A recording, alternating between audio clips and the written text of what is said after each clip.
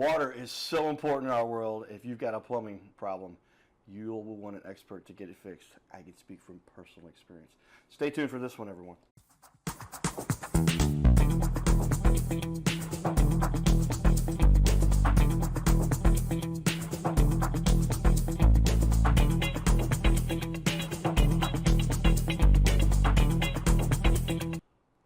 Welcome, everyone, to Your Little Castle Show. Yours truly, Carter Rethwish, a.k.a. Cardinal Cowboy. We'll put the hat on at some point when we start talking community stuff. But we've got a leader in the community here, Jeannie Parker, plumbing expert. Been doing this for 25 years. How's it feel to be a plumber and run a plumbing company? It's exciting. Is it exciting? It keeps me home with our children and now with our grandchildren. So we're in our second generation. Wow. Okay. Future plumbers too. Is that true? Yes. Our son started working for us. Our other son will start working for us, and then hopefully our grandchildren. There you go. Keep it in the family, they say. But if you've ever had a plumbing problem, and I recently have at one of our properties, boy, you better get that taken care of because the tab can run up. We'll talk about that in a second. It was kind of a crazy story. First, we'll give a shout out. We've got sponsors of our show. We appreciate Carroll House Furniture because you like nice things in your little castle. If you listen to what we talk about, Brooke kind of enjoys the fact that we've come up with that tagline, and so if you have a castle, right, you might, there we go, you might have had some plumbing done by our guests here. Authority Plumbing and Drain, based here out of Warrenton, serving the whole St. Louis. But you go over to Illinois too? No, we do not do Illinois. Illinois. Okay, so go up the Missouri line there, and so you service 2.5 million people or so. Give or take. About 1 million people over on the Illinois side, give or take. And been doing this. You guys, when did the company officially start? 2001. 2001. Yes. So since 2001, that makes sense. 25 years. And your husband's doing it longer than that, 35 years. Yes, he's been doing it since 1996. 1996. So with that, let's put up on the wall here for everybody to see. They've got some great reviews. They've got a great looking website.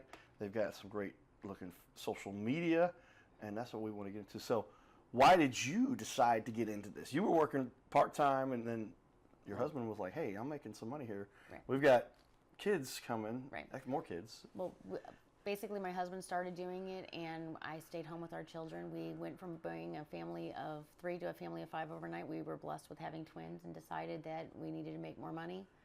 So he started running everything, and then I took the phones over when they were about 2 and a half, and I've done everything in the office since 2005. So there you go. So the long history here. Yeah. And the kids kind of help, a little impetus there. We say we got to make some more money. Let's go take this thing full time. And look at this, great reviews, A+ BBB, 4.8, 4.9 on reviews. That's pretty impressive. And just showing the world how to do this. I'm going to go jump back and talk a little bit about personally. I mentioned periodically we do have some properties.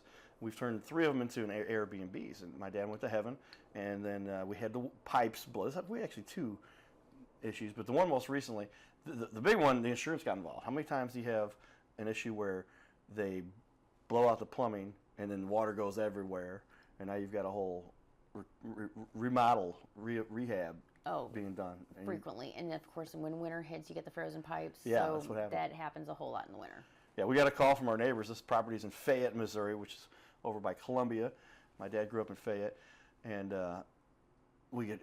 he's up in heaven, and they said, hey, you've got a pile of ice out in front of your house. We're like, what are you talking about? Well, you got down to that -40. You remember that one a few years ago? Yeah, well, we had quite a few that we fixed in there that flooded, and a family went on a vacation, came back, and their house was full of water, drywall, everything fell down, and wow. So yeah, it's not common. But then it's not uncommon. I'm sorry. Yeah, that recent, what, 5 years ago, 7 years ago now, that -41 degrees or something. It's like the lowest temperature in 100 and something years. Right. And that's where this stuff happens. But how do you anticipate those kinds of things? And so you really can't. You just got to keep the pipes warm. And then the biggest thing is, in the winter, we suggest, like at this time of year, disconnect your hose bibs. The first thing you can do to protect those, because that's the #1 cause of frozen pipes and problems, is disconnect those hose bibs just to not keep them connected, and the water freezes, and then it just goes inside. So hose bibs. Now explain what is the hose bib exactly? Well, it's, I guess plumbing term is a sillcock, but it's what you connect your hose to on the outside of your home. Okay. You want to make sure you never leave the hose connected overnight, because when the first thing that's going to freeze it, there's water that's going to connect in there, and it's going to freeze, and it's just going to spread through the house. And most people, you don't know until spring comes and you go to turn the hose on to wash the car, water the lawn. Water You're spray. flooding your basement, and you don't even know until you come in. It So. blew inside the house. The Yeah. water.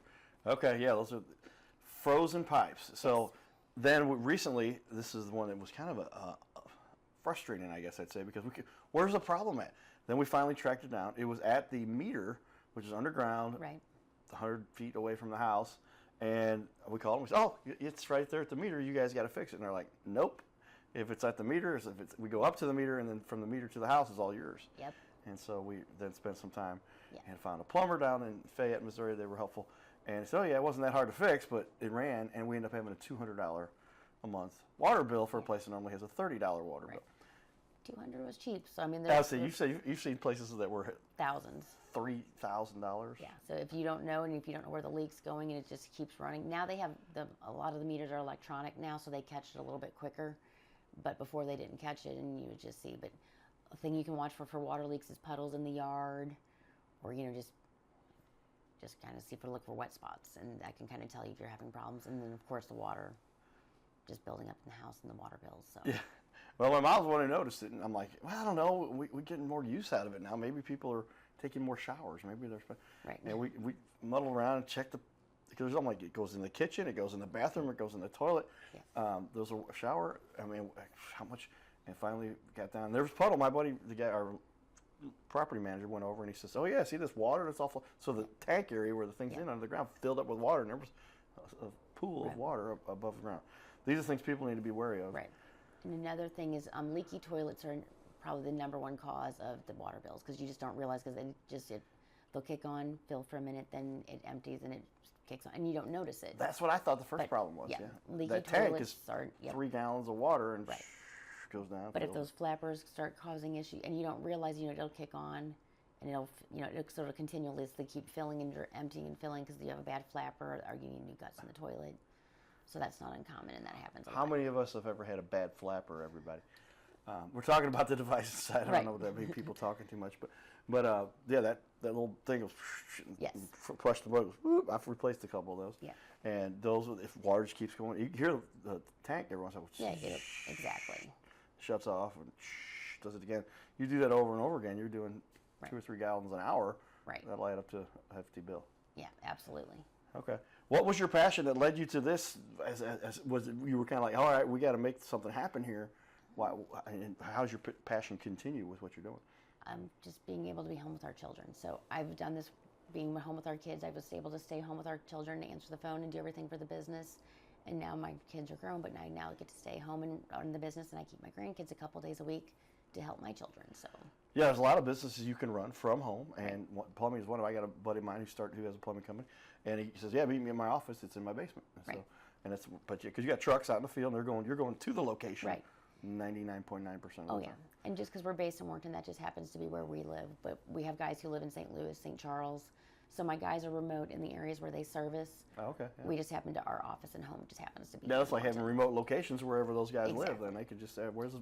Right. You got them repaired down. I grew up in Fenton. You repair down in Fenton. The Yeah. guy who lives closest to Fenton, he doesn't have to drive out to Warrenton. Exactly. So yeah, we have guys who are Fenton, Overland, Maryland Heights, O'Fallon, Florissant. So that way we're kind of everywhere. So How many people do you have actually working for you? 5. Okay, so get a little crew, and you can cover. St. Louis is about 6 regions if you count Illinois. Right. So we say 5, and you got one for every region. Kind of is that where they're strategically? Pretty much, yeah. That's pretty cool. That way they're not crossing over, and it makes it more affordable for gas, and just to make it more, we can keep our prices cheaper that way because they're in that area and they're not driving as far and wasting, the gas and the time, so we can keep our prices better. Well, tell me a little bit about the combined history you've got or experience. Now, your son, your daughter. How many kids you got now? We have 3. 3, and We have 3 boys. 3 boys. Yeah. Nice. Okay. So then years of experience there, and then you and your husband, 60 years combined between the two of you. Right. 25 of you, 35 for him. Right. So that's 60. Wow. Yeah. Okay. So you guys have been doing this for a while. I guess. What would you say your husband loves most about this? When he was working for somebody else, he obviously enjoyed what he was doing, Right. but he saw the opportunity to work for himself. Was that a big leap? Yeah, and when we found out we were having our twins, we needed to do something to make sure we could keep me home and keep the business growing and get more work and everything. So it just kind of worked, and it just took off. So, and we built from there. So we we did service side. We now do new construction. So we started doing just service and drain cleaning, and now we do new construction plumbing. So we have a new construction side, and then we have the residential, and we're starting to ramp up our commercial. So yeah, we talked a little bit about pipes blowing. That happens all the time, but more often is your work from just use. People don't realize, or they're trying to do it yourself, and then they don't get it done. They have to come in. Or in a new construction, how does that break down in terms of your overall business and what you guys do most of? Mostly we do a lot of residential repairs. Okay. So, and it's just from people wanting to update their fixtures or just stuff wearing down. You have your old cast iron pipes that are in like the St. Louis County and the city, and once those start crumbling and deteriorating, you got to upgrade them to the PVC. So and like your sewer line's the same. The material that's in just breaks down over time, so you got to replace it and bring it up to code. We do a lot of code corrections, occupancy, where when you buy and sell the home, things aren't correct, so you have to correct those items. And people who just want to, update the kitchen, the bathroom, and put in new fixtures, or obviously the hose bibs break and things just wear out over time. Yeah, remodeling, I guess, is a big source. There's a lot of people are saying, I want a new kitchen. Well, they're not going to just replace the cabinets. They're going to replace all the countertop, and then all the plumbing goes along with that too. Showers the same way? Exactly, yeah. Okay. And then the new construction, we just started doing that a little over a year ago, and that's just we do for custom home builders, where we go in and we do the plumbing from the ground up, and they pick their fixtures and we customize to what they want. Years of experience, obviously, and are there any kind of certifications that tie into this that you? We're obviously licensed plumbers. We're licensed for the counties like needed. We have our masters and our journeymans and our experienced apprentices. We also have just regular apprentices. We have gas pipe fighting. I can't think of the name. Gas. Like the gas fitting certifications. Okay. We are OSHA compliant, and they have what they call continuing education, that the guys have to do so many hours every so many years that they do, just to make sure that we're staying up to code. And yes, code is something that's always changing, and new innovations and new So we make sure processes. And stay up on that too. Yeah. So and a couple of our guys graduated from Rankin through their plumbing program. Okay. And then just hands-on experience. My husband, as the master plumber, he teaches them and makes sure they know kind of what they're doing, what they need to do. And what's it take to earn that master plumber? Yeah, 10 years. Is it okay? Yeah, have at least 10 years. Yeah, you have to have 10 years. Is there a test that goes with that too? Oh yeah. Okay. You test at the journeyman level, so you have first, you have to have 5 years as an apprentice, and then you can take your test, and you have to prove your hours to be able to get your journeyman's plumber license in like St. Louis County and St. Louis City. And then you're a journeyman plumber for 5 years, where you have to work underneath a master plumber. Okay. And then at 10 years, you can go for your master's exam, where you have to prove your hours and show everything. And then you have to do another test. And then you have X amount of hours you have to do every 2 to 3 years just to keep your license in force. A lot of work goes into making sure you maintain, because, you got to stay up on this stuff. And what's the biggest change that's happened, I guess, over the years? You got different types of plumbing. It used to be cast iron, copper, now PVC. And PEX. A lot of the water lines are going from PEX, and that's just from, cost. It's cheaper to do PEX. And what's PEX exactly? It's the plastic piping for the water lines. It used to, and it still can be ran in copper, and a lot still use copper, but PEX is a cheaper alternative, and unfortunately, because of copper being stolen, you can't really steal and scrap the PEX. So. Gotcha. Very cool. Well, you learn a little bit about every part of it. Yeah, people break into houses just because they want the copper out of it. Yes, and that happens. We actually do quite a bit of jobs where people steal the copper, and we go in and replace the water lines. So it's not uncommon. So this happens. Yes, it happens more especially than you in houses that are older who have the copper, I guess. Yes. Is it usually a house that's been run down and not maintained, or like when they're up for sale, or foreclosures? A lot of people will take the water lines, and then when you go to, there's no water lines. Look for the list of houses being foreclosed on. Right, it's, or if they're vacancies. I would say probably mostly vacant properties. The foreclosures happens a lot, and then just sometimes, I guess, if people go out of town and someone just breaks in and steals your car. I mean, that's not as common, but it's mostly vacant properties. Yeah. Give them a couple hours, they can get this done. Get the little pipe cutter and start pulling stuff. Unfortunately, it's not apparently too hard to do. Well, let's take a look at your reviews. You've got a lot of great things people are saying about you. We put these up on our TV wall here, and as many years of experience you guys have here. 73 reviews, and a lot of good things being said here. I just randomly picked one, so here I am. They fixed the first problem we had in a timely manner, and caused another problem that was not their fault. They came back in a timely manner and fixed that one too. Jacob came out both times. Let me put this up for everybody to read. But yeah, you can see here, he was very pleasant, knowledgeable, and was a lot more they say there. You even responded here. There you go. We are so glad you had a great experience with us. Thank you for leaving a review. But how often is there something you start working on one thing and then something else becomes a problem, and now you've got to address both things because water goes wherever it goes. Yeah, and it depends on, especially in like your older homes, it's not uncommon. And when you are going to make the repair, sometimes when you break the line, it's when you open it, like you have to cut the line so it allows air to get into the line. So any sediment or debris that's been sitting at the bottom, you kind of stir that up, and that can lead to other like clogged fixtures or just other problems. And just sometimes, when you start fixing it, the problem was already there. Once you actually correct it, it can lead to other issues. The most common is probably when you put in a new water heater and you open those lines, it can lead to the debris that's in those water heaters going into the water line, so it can clog, faucets and fixtures. And a lot of times with your pressure reducing valve, sometimes those are common repairs too. Sediment in the bottom of a water heater can cause problems. Oh yeah. How long does a normal water heater last? Depends on how hard your water is. That's how hard the water is. Yeah, so it could 10 to 15 years, just depending. And tanks aren't made as nice as they used to be, so it just depends. But a lot of times we have a lot of hard water in the area, so we definitely recommend putting in water softeners or water treatment systems. So if you put in a new water heater, it's worth looking at putting in that water softener just to protect not only the new water heater, but your fixtures, because then you don't get the calcium and all the junk built up on your faucets and fixtures. And it's just better. It's for your skin. It's better for your hair. Knock on wood, I'm 21 years with our water heater at our house. So doing pretty good. Hopefully we can. Yeah. It's a matter of how much you use it too, I guess, a little bit as much. But it's more the hard water because more the hard water. Okay. Well, we got some more fun stuff we're going to share with you in the community. Some fun people we got to hang out with. Some stuff down at the Cardinals game. My buddy Nino, and we'll take a quick break here, but enjoy some of what we're doing in the community. Check it out. Hey everybody, guess what? We get to have fun all the time at the Cardinal games. Before the game, we get to hang out with fun super fans. Say hello to my buddy Nino over here, Brett, Tanya, and Dixie. That's right. Everybody's in the video here. Family coming out to the game. Nino, what do you love about going to Cardinal games? You love baseball? Yeah. He loves baseball. Hey, all right. Scoring points with the Cardinal Cowboy. Yeah, right? he plays Miracle League baseball. Do you really? And he likes to be on the Cardinals team at home. Yeah. Wow. Do you know how many times have you been on that team? How many times have you done that? A lot. A lot. That's a good answer. All right. Dad, what's it like coming to the Cardinal games with your son and your wife and all the fun you get to have down here? Oh, it's the most fun. I mean, we've been coming since Old Bush. Now we've got New Bush Stadium. It's the best baseball town. And it's the most fun. It's fun before the game. The games are always great, and we love it.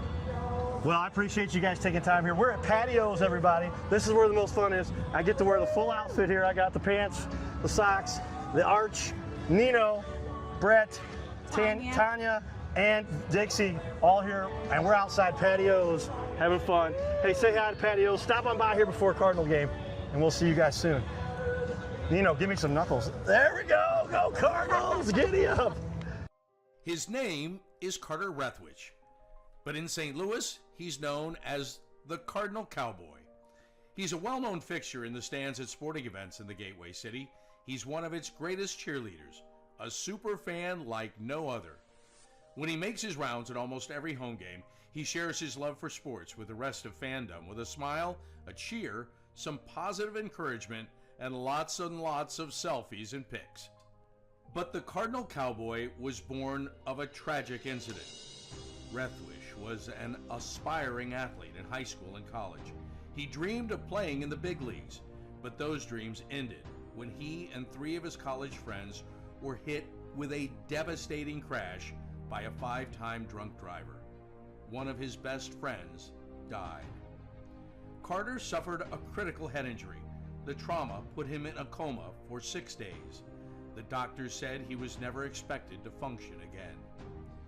Those expectations never came true. He fought back and finished college.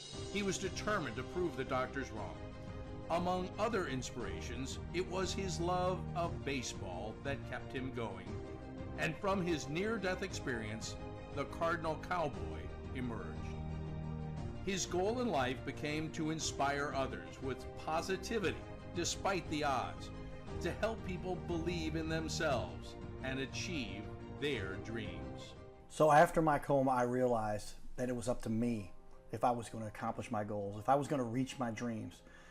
Despite what the naysayers would say, the people that were discouraging me, like they do everyone, it's up to me if I'm going to make it. Don't listen to the naysayers. It's up to you. You decide whether you're going to succeed, whether you're going to reach your goals. Dream, and then always, always chase your dreams. Never give up. Giddy up.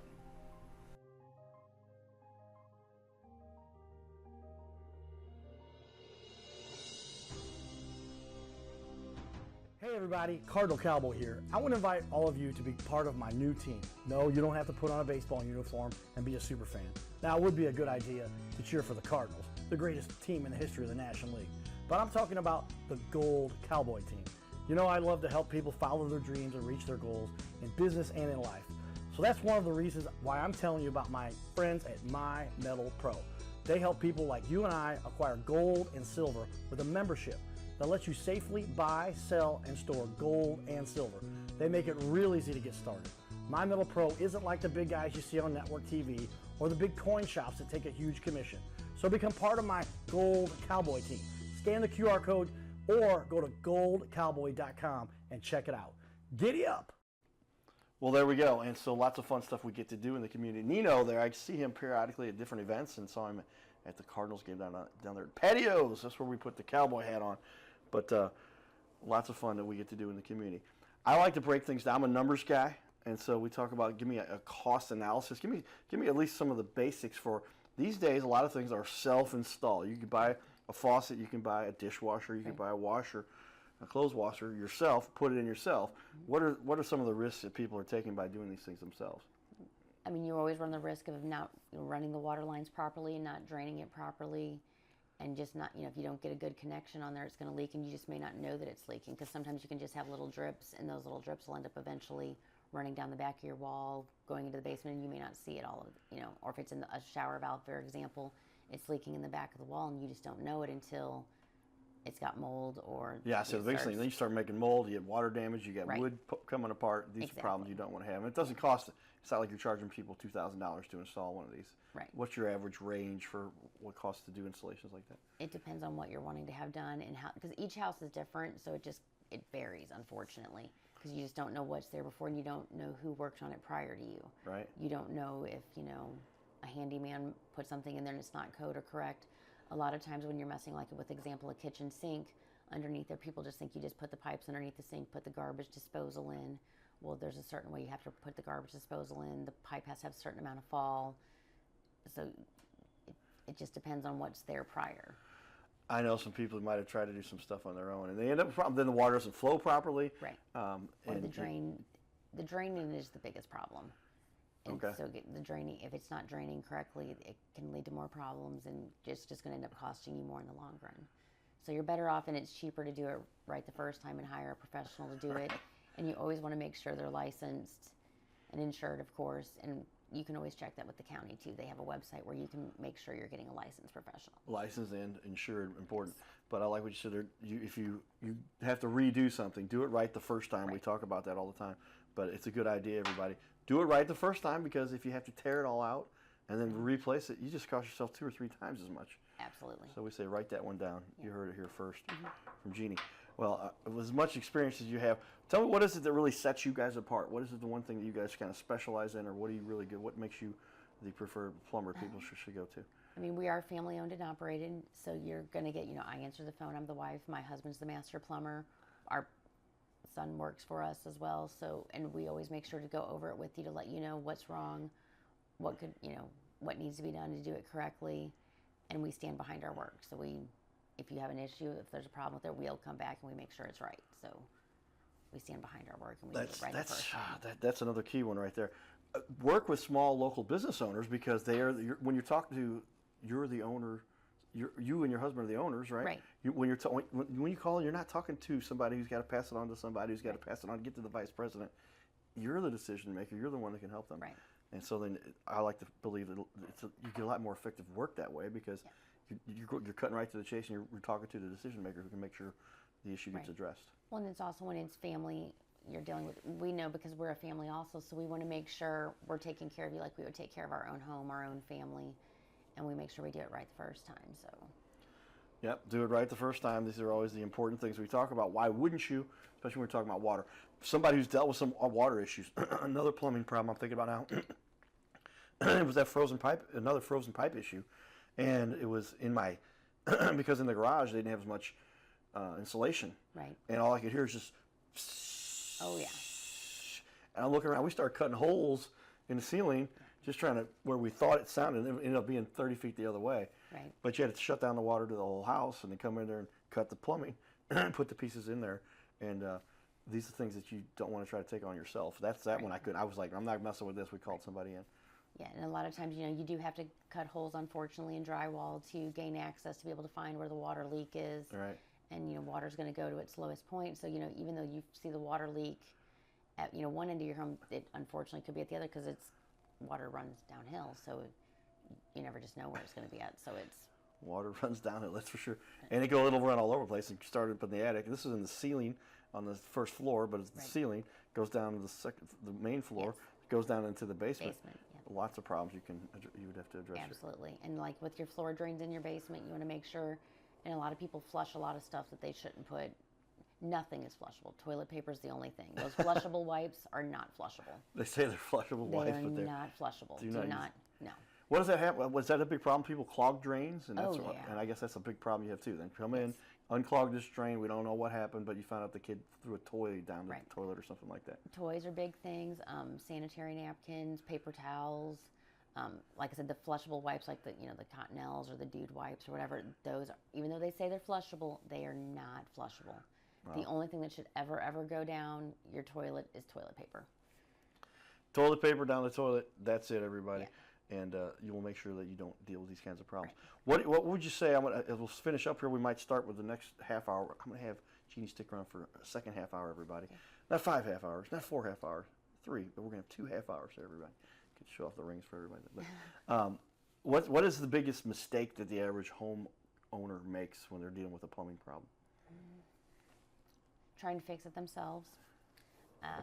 Or trying to save a few bucks and going with a handyman or someone who's not licensed in there and not putting in the appropriate pipes that are fixtures that are code compliant, putting in the wrong stuff. Just because Home Depot sells it doesn't mean it's code or that it's safe to use. We're going to expound upon that and learn a lot more here and how you get this done and who you should talk to in the second half, everybody. Stay tuned. This is the Your Little Castle Show. Giddy up.